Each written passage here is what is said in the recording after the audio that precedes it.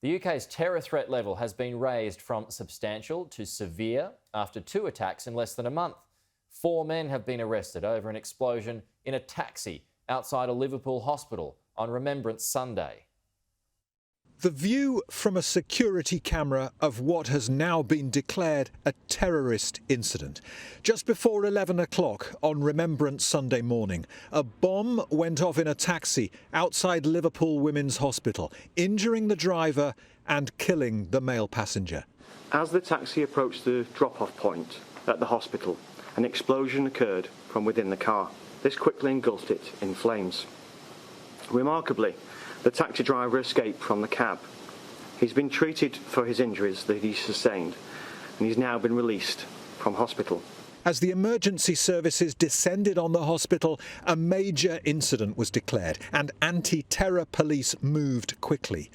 The taxi's passenger had been picked up in Rutland Avenue in Sefton Park, a mile away from the explosion. Armed officers sealed off the street and say they found significant items there. 8 families have been evacuated from their homes. This afternoon at Sefton Park, a controlled explosion was heard, while Sky's Fraser Maud was reporting from the scene.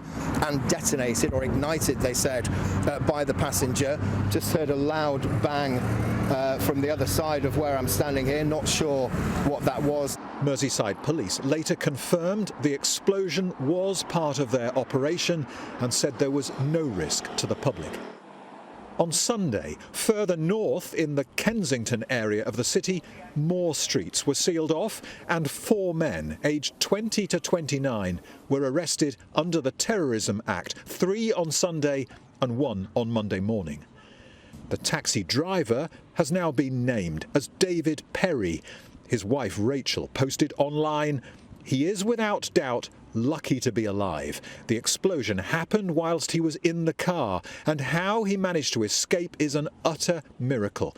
He certainly had some guardian angels looking over him." The police think Mr. Perry's passenger had built the bomb himself, but they don't know why he went to the women's hospital or why it detonated when it did. We are, of course, aware that there were remembrance events just a short distance away from the hospital and that the ignition occurred shortly before 11 a.m.